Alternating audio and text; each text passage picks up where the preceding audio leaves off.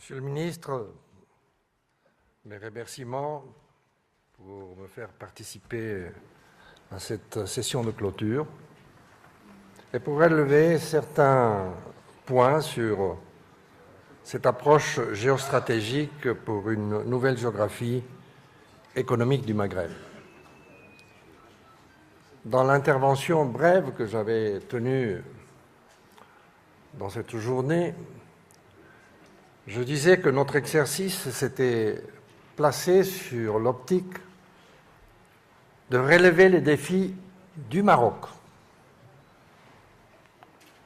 pas nécessairement les défis du Maghreb, compte tenu que c'était effectivement le Maroc se voit, comme tout le monde le voit, inséré dans un Maghreb dans l'année 2030.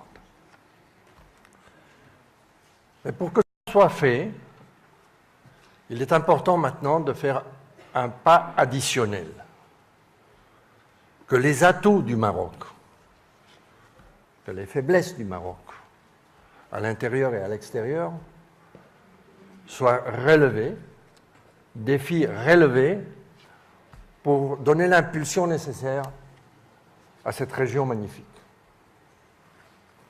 Je pense que la présence ici de très grands hommes d'État, parler après le président Mario Suarez, une cathédrale dans l'Europe d'aujourd'hui, et un Felipe González.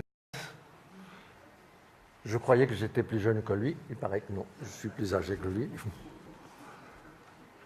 Mais c'est important d'entendre les sujets qu'ils ont voulu mettre à notre disposition, de comment ils ont, eux, relevé les défis. J'ai entendu cet après-midi parler de la réconciliation. C'est monsieur le président du Parlement, de la Chambre des députés, qui nous parlait de la réconciliation. Le problème que je me pose personnellement, parce que j'ai entendu en Europe, lors de notre tournée, il faut d'abord une réconciliation entre l'Algérie et le Maroc pour réussir. Ça va de soi. Mais faut-il attendre pour réussir? Alors là, je ne suis pas d'accord. Je pense que précisément en soulevant les atouts qu'a le Maroc, quand même le Maroc, pour le Maghreb, représente énormément de choses. Entre autres, il a un roi, descendant d'un pouvoir, descendant avec une autorité religieuse qui a une importance immense dans ce monde, dans ce pays et dans cette région. Ça, c'est un atout. Il a un roi moderne, jeune, qui accepte les défis et qui veut aller aussi loin que c'est possible dans la société marocaine. Ça, c'est important. Votre gouvernement est en train de combler des défis importants. Nous avons entendu et nous savons que vous êtes en train de voir cette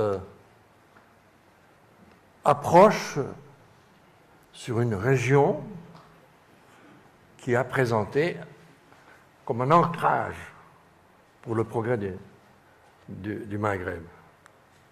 Ça, c'est important.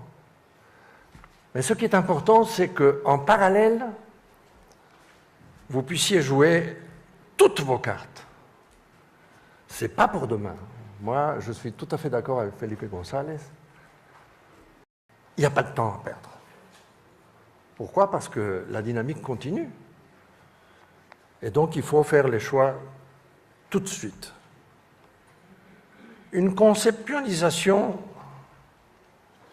unilatérale, à mon avis, inébranlable, est absolument nécessaire comme une étape pour cette réconciliation. Parce que dans la mesure où vous mettez en valeur vos atouts, dans certaines mesures, vous facilitez la tâche de la réconciliation. Donc ça, c'est un des éléments que je voudrais souligner cet après-midi. J'ai entendu, dans les présentations qu'on nous avait faites dimanche, par la suite lundi ici, sur quels axes vous êtes en train d'agir. Il y a un choix de vecteurs. Ce sont des vecteurs stratégiques. On a parlé d'énergie. Et moi-même, je tiens très fort au problème de l'énergie au Maroc, c'est-à-dire la solution marocaine, dans un contexte maghrébin, on le souhaite tous, de votre sécurité énergétique. Si vous n'attaquez pas ce problème tout de suite, avec tout ce que cela implique, vous serez en phase délicate. Et vous pouvez le faire. On a parlé d'énergie nucléaire pour l'électricité, c'est important, parce qu'il y aurait une complémentarité pour toute la région, pour une partie de l'Afrique et pour l'Europe. Alors, abordez le problème, je ne dis pas comme un défi aux autres, mais comme un choix de volonté de poursuivre ce chemin en commun. C'est aux autres de dire ça nous intéresse ou ça ne nous intéresse pas. On a parlé ce matin, c'était important, de nouveaux statuts. Et pourquoi pas? Parce que c'est un chemin. Vous avez soulevé la question que vous voulez le Maghreb. Ben c'est bien, mais il faut que les autres disent nous aussi, on veut le Maghreb.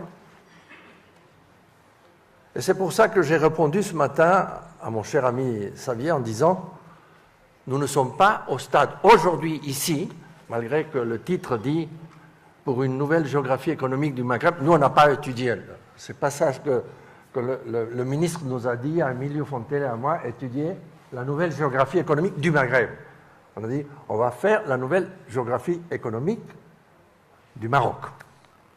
Les deux pôles de développement dont nous parlons, c'est le pôle de développement qui place dans le versant méditerranéen ce Singapour possible, désirable, qui fait en sorte que l'Europe pense que sa frontière est plutôt au sud du Sahara. Voilà. Pourquoi? Parce qu'il y a des migrations qui gênent l'Europe, qui créent des difficultés au Maroc. Ben, il faut résoudre ce problème. Ça, c'est un pôle de développement. Et il y a le deuxième pôle de développement auquel se sont référés plusieurs latino-américains sur l'Atlantique. Vous avez déjà les germes de ces pôles. Il faut simplement les renforcer et pas simplement en faisant des projections de comment ça pourrait être dans l'année. Non, non. En appelant les industries, les Européens, la Banque européenne d'investissement, à étudier où on doit placer ce pôle de développement avec quels éléments qui seraient attrayants, outre-Atlantique, qui seraient attrayants pour l'Afrique et qui seraient attrayants pour l'Europe. Je vais simplement dire, quand nous avons visité le président Mário Soares au Portugal, dans sa fondation, et le ministre a invité Mário Soares à venir, il a tout de suite dit oui. Mais il nous a parlé que sa fondation s'occupait spécifiquement, ou entre autres, des problèmes des conflits, la solution de conflits. Ici, on essaye, entre autres, d'éviter un conflit qui est important non seulement pour le Maroc, pour l'Algérie, pour le Sub-Sahara, pour le Maghreb, mais pour l'Europe. Parce que si jamais il devait y avoir un conflit dans cette région, je pose la question aux Européens, qu'est-ce que vous faites avec ce conflit dans le problème énergétique? Vous avez un problème. Donc essayons d'éviter que les répercussions de ce qui se passe dans le Moyen-Orient n'aient des répercussions très fâcheuses dans cette région. Premier problème. Monsieur Mário Soares, nous savons tous de votre intérêt et le rôle que vous avez joué sur l'eau. On a peu parlé de l'eau ici. Mais c'est tellement important parce que les deux choses vont ensemble.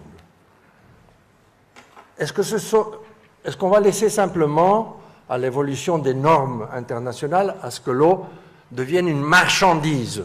Parce qu'elle est épuisable, mon Dieu. Il y a 2 milliards de personnes qui n'ont pas d'eau potable.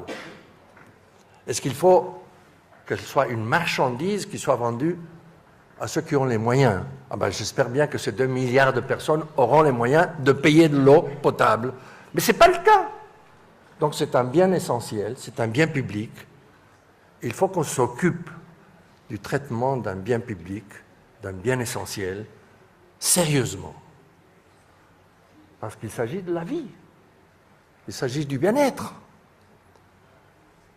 Dans le rapport que vous avez peut-être lu, ou sinon vous aurez le temps de le lire, il y a un petit exemple qui est à bas de page, qui est cité sur une réforme faite en Bolivie et qui, à un moment donné, l'institution qui était derrière la réforme recommande une grande entreprise américaine, la Bechtel, de résoudre le problème de la deuxième ville de la Bolivie, qui est Cochabamba. Bon Dieu, la première chose qu'ils ont fait, c'est augmenter le prix du litre de l'eau à 300%. Il y a presque eu une révolution. Il y a presque eu un coup d'État. Les gens ont dit non. Simplement non. Est-ce que c'était une mauvaise foi de la compagnie? Mais pas du tout. Est-ce que c'était une erreur de l'institution qui a appuyé cette erreur? Certainement. Il ne peut pas y avoir un développement, comme l'a dit le gouverneur, comme l'a dit Felipe González, si on ne se centre pas sur l'humain.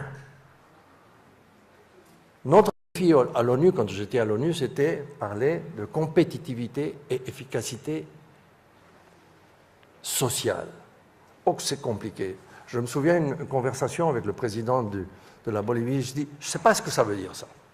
Je ne sais pas encore, mais j'essaye de déterminer en tant qu'économiste comment est-ce qu'on trace des courbes d'indifférence de Pareto pour dire je me situe ici ou je me situe là, mais c'est quand même la même chose. Parce que ce sont les défis que nous avons de nos jours. J'étais très content d'écouter le gouverneur comme il a placé, il a repris les éléments de Felipe González dans ce domaine. Si on n'aborde pas le problème humain, on est perdu. La variable de capital humain, c'est essentiel. Et c'est d'ailleurs posé dans l'étude qu'a fait Nebrija. Ce n'est pas tellement nécessaire de penser des milliards et des milliards et des milliards de dollars pour résoudre certains problèmes. Oui, certainement, on a besoin du capital étranger, d'augmenter le taux d'épargne, tout cela on a besoin. Mais il y a beaucoup de choses qui vont se faire simplement, comme l'a dit Cristóbal Buarque, en donnant la base essentielle pour l'essor de l'être humain. Merci.